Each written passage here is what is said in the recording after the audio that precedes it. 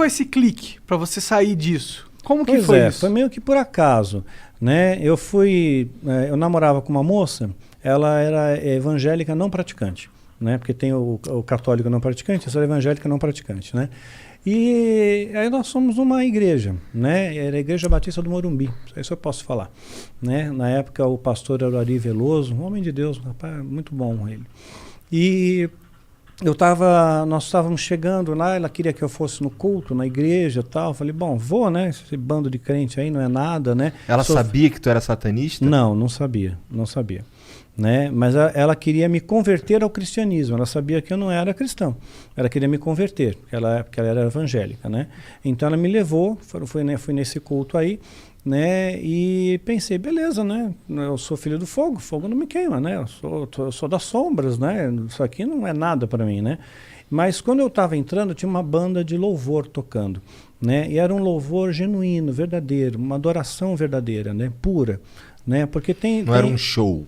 Não era um show, não era um espetáculo, né? Não é como... sabe aqueles louvores mais antigos? Sérgio Pimenta, Guilherme Kerr, né? Nelson Bomilcar, não sei se você conhece. Aí eu já não manjo. Uns bagulho meio harpa cristã? Não, harpa cristã não. Tá. Não, aí é muito bitolado. Tá. Né? Tinha, sim, a bateria, a guitarra e tal. Né? Mas não era um órgão? Não era um órgão. Então era o tal do grupo do Milad, do Nelson. E eles estavam cantando uma música que eu lembro até hoje. A letra é meu, somente meu, todo o trabalho, e o teu trabalho só descansar em mim. Naquele dia, aquela música, aquela canção, aquelas notas musicais me mandaram pro chão. Eu caí. Eu perdi os sentidos ali, somente se eu escutar o som daquela música. Hoje, essa música me mantém em pé. A letra dessa música me mantém em pé, né? Então, caí, perdi os sentidos. De repente, eu abro os olhos assim, tem um cara em cima de mim, urrando no meu ouvido, qual é seu nome, qual é seu nome, fala qual é seu nome. Porque as pessoas acham que você tem que saber o nome do demônio para expulsar o demônio, né? Mas não tem isso, né? Todo demônio se sujeita ao nome, que está sob todo nome, que é o nome de Jesus, né? Então, eu falei meu nome e tudo, e levantei, né? E aquela moça, a família toda ficou toda estarrecida de ver aquilo, né? Falaram que foi uma cena horrível e tudo mais. Eu não vi, né? Mas só as pessoas que... Tu só apagou? Apaguei, né? E não vi o que aconteceu. Aí aquela menina ficou preocupada, falou assim, poxa, eu vou marcar um encontro com ele como pastor. Né? Um pastor, nós demos o nome de Brint no livro Filho do Fogo, mas o nome verdadeiro é Luiz Augusto Zitt, né? E é um homem de Deus, um pastorzão mesmo, coração puro, um homem de Deus. Aí peguei, ela marcou encontro com ele. E aí eu peguei e falei, tá, eu vou fazer um feitiço contra ele, vou fazer ele ficar doente. O lance de tu cair na igreja lá, perder o sentido, ter um cara ali falando contigo ali, isso não te desmotivou de forma nenhuma? Não me desmotivou, não. Fiquei indignado com aquilo. Eu queria entender o porquê. Eu perguntei lá no satanismo, para os sumos sacerdotes. Eles falavam que eu não estava pronto para entrar ainda numa igreja. Naquele momento, aquele grupo tinha, digamos, o que a gente pode chamar de unção. Né? Aquele grupo tinha. Então, essa unção, ela realmente repudia. Você não tem poder contra isso. Né? Não tem poder contra esse poder. Então, então, todos os feitiços que tu lançava nas lideranças religiosas, os que pegavam era porque os caras eram meio esquisito mesmo. Era meio esquisito. A maioria pegava. 99,9% pegava. Né? Então, porque sempre tinha uma coisa por trás, né? Sempre tinha uma coisa de bastidor. Então, então você ter uma vida reta faz muita diferença, né? E aquele grupo de louvor, eles procuravam ter uma vida reta, né? Eles não são perfeitos, eu não sou perfeito, você não é, ninguém é, só Deus é, né? Mas aí você procura, você se esforça, né, em fazer o bem, né, em ser uma pessoa boa. Então, caí com aquelas notas musicais e marcou encontro com o pastor. Eu peguei e fiz um feitiço contra ele. Fiz sozinho, né? Chamei o Abraxas e tal, né? Falei, vai lá, causa uma doença nele. Tu chamou o Abraxas nesse dia? Chamei o Abraxas, né? Falei, invoquei ele para causar uma doença nele, uma doença que incapacite dele chegar no encontro, sabe? Não importa o que seja, ele pode ter uma dor de cabeça, sabe? Mas ele não pode chegar no encontro, né? E eu fui ao encontro e ele não foi. Eu esperei umas 2 horas, ele não foi, foi embora. Aí no outro dia eu estou na empresa que eu trabalhava, o presidente satanista, né, tocou o telefone para mim, né, a secretária passou e era a secretária da igreja e falou, olha, o pastor não pôde ir ao encontro, né? Eu pensei comigo, puxa, não veio ao encontro porque se lascou, né? Eu fiz um negócio aqui. Pois é. Aí ela falou assim, não, sabe o que é? O filho dele sofreu um acidente, né? Que fraturou a perna, tal, né? Mas não foi nada grave, tal. Foi assim, uma brincadeira de criança, tal, acidente doméstico. E falei, poxa, mas não era para ser no filho, era para ser nele, né? E, ok, eu fiz alguma coisa errada, né? Porque o ritual é rigoroso, não pode ter erro, né? Então, marquei o segundo encontro, marquei de novo a segunda vez e chamei mais pessoas para me ajudar. Fizemos o pentagrama, cada um na ponta de um pentagrama, então fizemos com 5 dessa vez. 5 então pessoas. O pentagrama é um símbolo satânico. É um símbolo satânico, sim. Pentagrama invertido especialmente, né?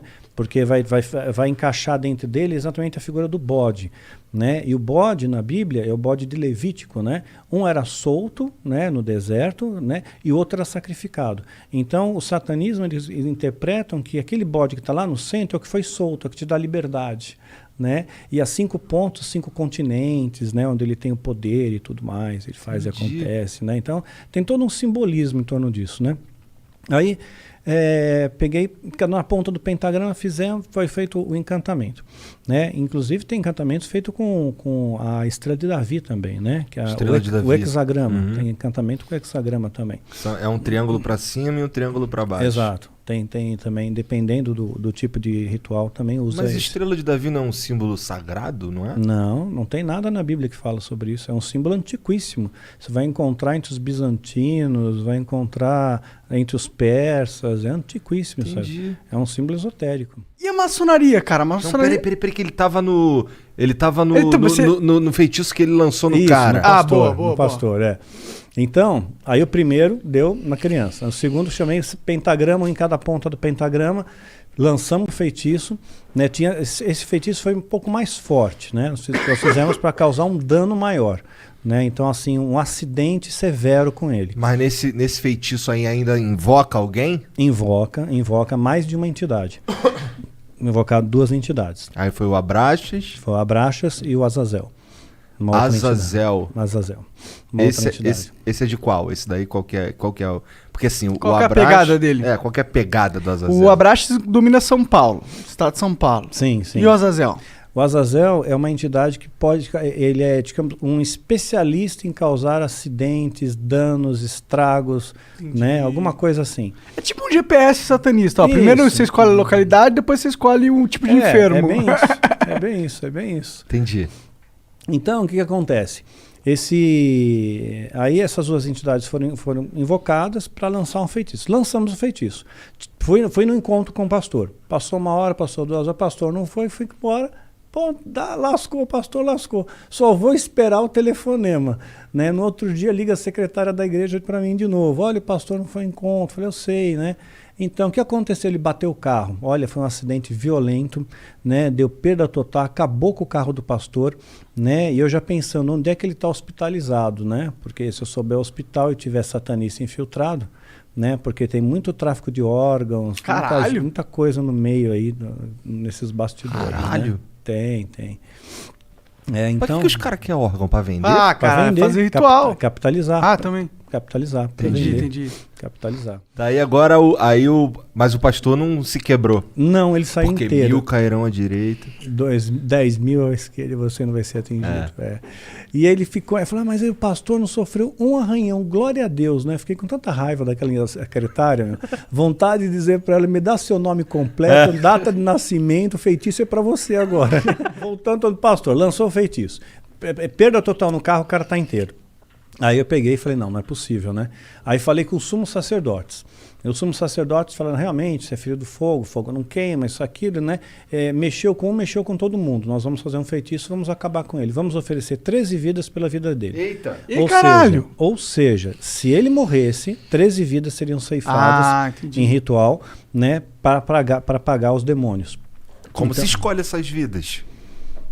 Olha, alguns se voluntariam, outros pais doam seus próprios filhos ou sequestro.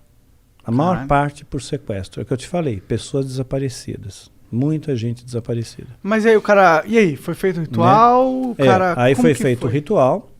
com sumos sacerdotes, né? Aí esse ritual não posso entrar em detalhes, esse aí é bem mais pesado, né? Foi feito o ritual e eu tive certeza plena, né? Que realmente aquele homem, ele ia morrer. Mas materializou uns caras? Materializou. Quantos dessa vez? Materializou 9. Caralho! 9. Bem no 9.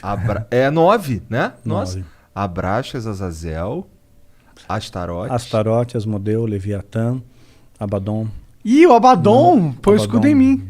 Já estou em Abaddon. É que Abaddon tem um herói no Dota, que é um jogo que a gente joga. Ah, sim. O nome dele é Abaddon. Ah, tá. E ele é meio demoníaco. Esses nomes são famosos. Ele é o Death Knight. Eles vão parar na mídia mainstream, vira e mexe. Azazel, já vi vários filmes. Nos filmes ele aparece como o Anjo da Morte. Tem o Astarote também, já ouvi falar. Sim. Já ouvi falar de vários. Mas aí, fez o ritual, o que rolou depois? Fez o ritual, então, eu tinha certeza que aí o homem ia morrer. Falei, porque o ritual já era para matar ele. Né? Então, ok, né? Se é para matar, que morra logo, né? E marquei outro encontro. Mas assim, eu fui triunfante naquele encontro, né? Eu fui regozijante, todo feliz, imaginando, puxa vida, eu vou pegar... Não vai ter encontro? Não vai ter encontro, né? Esse cara não vem, já era, está lá visto, olhava para a secretária e ficava pensando, quero ver você falar agora alguma coisa para mim, né? E eu já deu 2 horas, eu cansei, né? Tô indo embora, né? Bem na hora que o pastor chega, ele chegou. Ele estava com o ar meio abatido, tá transpirando muito, abatido, né? Mas ele pegou, falou, que bom que você está aqui ainda, né? Me atrasei. Né? Mas ele não falou o que aconteceu. Né? Então, E tu nunca soube? Nunca soube. Tá. Né? Ele não entrou no mérito do que aconteceu, mas ele estava abatido. E ele pegou e falou, vamos conversar. Né? Olha, naquela época eu estava no platô do Kung Fu, né? Feiticeiro do satanismo. Quer dizer, aquele homem não era oponente para mim, mas eu tive um medo dele que me arrepiou dos pés à cabeça. Né? Porque ele tinha... Era para estar morto. Era para estar morto. Eu tô vendo alguém vivo que era para estar morto, né? E ele tinha unção, tinha essa autoridade, tinha essa... É um homem de Deus, né? Um homem de fé.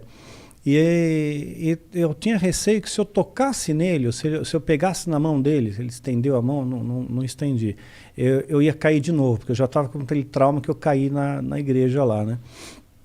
E então eu falei, pastor, desculpe, o senhor chegou atrasado, eu vou embora, eu tenho compromisso. Menti, né?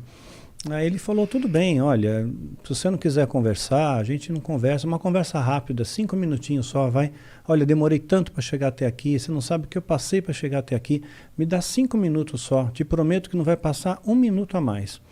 Aí eu falei, tá bom, 5 minutos, hein, 5 minutos. Aí nós subimos a parte superior, era um sobrado, né, da casa, ele entrou na sala, né, eu entrei após ele, ele fechou a porta, a chave, tirou a chave e pôs no bolso.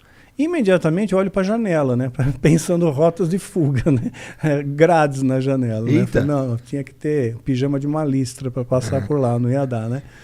Aí eu peguei e falei, pastor, mudei de ideia. Não quero mais falar com o senhor, não. Eu preciso ir embora mesmo, né? Ah, tá bom, você quer ir embora, você não quer falar comigo, tudo bem. Né? Eu só vou orar por você antes de você ir embora, tudo bem? Né? Aí eu só vejo uma mão, assim, porque ele impôs a mão sobre mim, né? Vejo a mão crescendo, apaguei, cara, apaguei. Literalmente apaguei de novo. Mas eu tive alguns despertares no meio desse apagão. Então, cada vez que eu tinha minha consciência recobrada, eu via que eu estava no chão, eu estava todo estourado, sabe? Estava com hematoma, machucado, roupa rasgada, arranhão, né? A sala dele estava toda destruída, cadeira, tudo voando, livro para tudo quanto é lado, não voando para o poltergeist. Mas assim, que, bagunçado. Você se mexeu muito. Eu me mexi, exato. E ele estava calmo, ele estava sereno, né? Falando baixinho, né? Falando, Deus, né? Visita essa vida com teu amor, visita essa vida com teu amor. Eu nunca vou esquecer dessas palavras, né? E de repente, aí apaguei, apagava, voltava. Chegou uma hora que eu voltei, né? E ele me ajudou a levantar, né? Me pôs na cadeira, né? E falou, tá vendo isso aqui? Falei, tô vendo.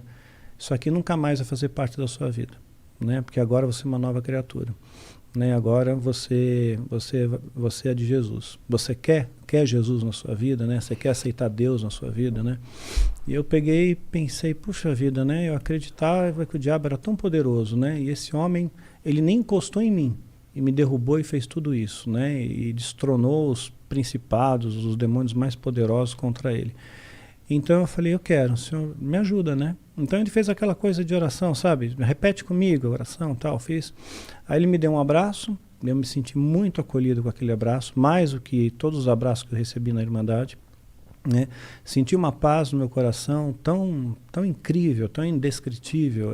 A Bíblia chama de paz que transcende o entendimento, né? Então senti uma paz, uma serenidade e uma alegria muito grande, né? Que eu nunca tinha sentido na minha vida, né? Então eu saí de lá super feliz, radiante, todo machucado com o corpo, né? Mas feliz por dentro, né? A vontade que eu tinha de pegar um cachorro da rua, bem vira-lata, sabe? Dar um beijo na boca dele, falar, cachorro, Jesus te ama também. Né? Maneiro. Né? Aí cheguei em casa, ligaram para mim, teve 2 sacerdotes do satanismo que me incomodaram muito. Eu só não enlouqueceu, eu e minha esposa, porque realmente Deus não permitiu. Tu já estava casado nessa fase? Não, aí? Né, nessa fase aqui eu namorava. Tá. Né? Namorava com uma outra moça, Tá. Na hora conhecia essa daí, veio posterior. Tá. Né? Esses sacerdotes começaram desde aquela época, desde a minha conversão. Eu tinha quase 26 anos, eu tinha 25 anos e 8 meses, né, quando me converti. Então, eu conheci a minha esposa com 27. Né? Então, levou Na igreja? Conheci na igreja. Tá. Né? Então, eu não era muito de frequentar a igreja, né? Mas ela estava fazendo um grupo de teatro, né? E precisava de alguém que praticasse algum tipo de esporte, né? Para fazer uma cena lá. E como eu já praticava Kung Fu, eu falei, eu posso fazer uma sequência aí. Aí eu entrei, a gente acabou se conhecendo, namoramos, noivamos, casamos. Entendi. Então... Mas Você estava falando dos sacerdotes que tentaram. que eles fizeram para encher teu então, saco? aí eles ligaram para minha casa. Nesse mesmo dia? No mesmo dia. Eu cheguei em casa, passou 1 hora mais ou menos, o telefone tocou, né? E a voz do outro lado era um tal de Taulês, a gente deu o nome de Taulês no livro. E ele pegou e falou para mim, nós avisamos você, satanismo não é para todo mundo, né? Mas uma vez que você entrou, não tem mais volta, não tem mais volta. Amanhã você tem um compromisso conosco, né? E nós vamos buscar você na sua casa. E se você não estiver aí, nós vamos matar a sua família. Caralho! Né? Então, assim, eu não pensei 2 vezes, eu não consegui raciocinar, né? A única coisa que eu pensei, porque eu sabia que ritual que era, né? Aquele ritual era um ritual que eu teria que fazer pela primeira vez, um ritual de sacrifício humano. Então, Por quê? Porque tu estava fraco? Não, para subir de degrau, para virar sacerdote. Né? Então estava marcado, estava me preparando para aquilo, entendendo os princípios, conceitos, aprendendo os rituais, aprendendo o uso das ferramentas, né, que são utilizadas, né? E eu conheci a pessoa, conheci a menina de 9 anos. Os pais doaram a filha, né, para ser sacrificada em troca de poder, de glamour, de beleza e tudo mais. Os pais, a filha era nada. A filha, eles não tinham vínculo. Eu acho isso inimaginável. Eu também. Inimaginável. Eu não consigo entrar isso na minha cabeça. Mas tem gente que faz isso. Tem pai que estupra o filho. Né? Né? Então, quer dizer, é inacreditável. A maldade existe, né? Maldade existe. Né? Então... eu conversei com a menina, né? Eu lembro de ter olhado nos olhos dela, conversei com ela. Ela estava no preparo, tem uma espécie de jejum, né? E ela, sem entender o que está acontecendo, porque transforma a vida dela, ela é tratada como uma princesa, né? Então, conversei com ela e aquilo ficou na minha cabeça, né? Então eu falei, não, puxa vida, Deus me livrou bem na véspera de fazer isso. Falei, então é para eu não ir mesmo, né? Eu peguei minha bicicleta, eu morava na Pompeia, pedalei até o Parque de Ibirapuera, onde tem o batalhão do Exército. Aí parei com a bicicleta bem lá em frente, falei, quero ver me pegarem aqui em frente ao Exército, né? Tô protegido, né?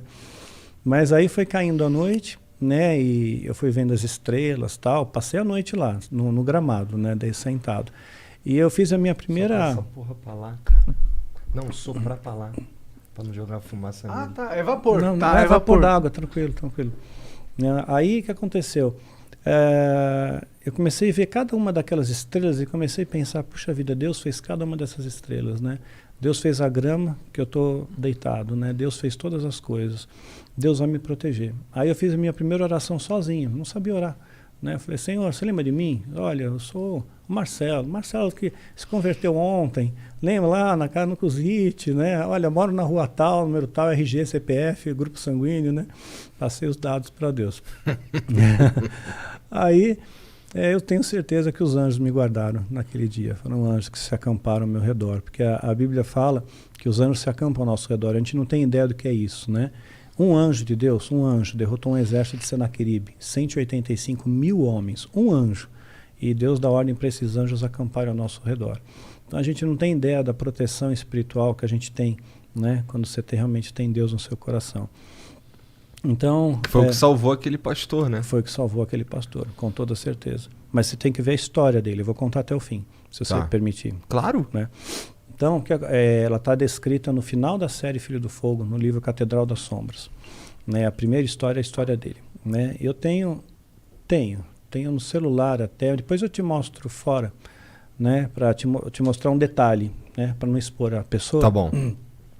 Mostrar a sombra atrás dele, o tamanho do demônio que estava atrás dele. Né? Então, o que aconteceu? Esse pastor era a minha única referência que eu tinha, era ele. Né? Então, quando ligaram para os ordens que me ameaçou, né? Eu pedalei, fiz aquela oração, voltei para casa, tentei ligar para o pastor. Não consegui mais falar com ele, perdi contato total com ele. Ele não está mais na igreja, ele saiu, ele não trabalha mais aqui. Né, perdi contato e fiquei em desespero, porque ele era a única referência, era meu esteio, né? Falei, como é que eu sozinho vou lutar contra uma organização, uma seita, um monte de gente que se protegem, podem me sequestrar, podem me sacrificar, vão me cremar, vou virar pó e sumo, simplesmente desapareço, né? Então, o Zórdico falou aquilo para mim. Né? No dia seguinte, que seria o dia que eles teriam que vir me buscar, eu também não fiquei em casa, né? Saí também, né? Para eles não me acharem, e nada aconteceu com a minha família, né? Ainda pedi para Deus guarda a minha família. Não ia contar para minha mãe, se vier uns caras estranhos aqui e tal, né? Não falei nada. Tua família também não sabia que tu curtia essas paradas? Não sabia. Tá. Sabia que eu saía, né? Que eu dava umas sumidas às vezes, né? De uma semana, mas era normal, né? Falei, vou passar uns dias lá com a minha alma gêmea, né? Com a fulana lá. De certa forma ia mesmo, né? Ia mesmo, né? Então... Só não era alma gêmea, mas tudo bem. Não era alma gêmea. Quando você descobriu que ela não era alma gêmea? Na verdade, você vê uma incompatibilidade, né? Você tem muita ilusão. Se a pessoa fala muito em cima da sua cabeça, aquela pessoa é só alma gêmea, olha só como que é, como que não é, né? E era uma moça bonita, né? Então, até hoje ela é uma moça bonita. Né? Só que ela tem continua contato ainda ou não? Não. Ela continua no satanismo, ela não saiu. Ela continua lá até hoje.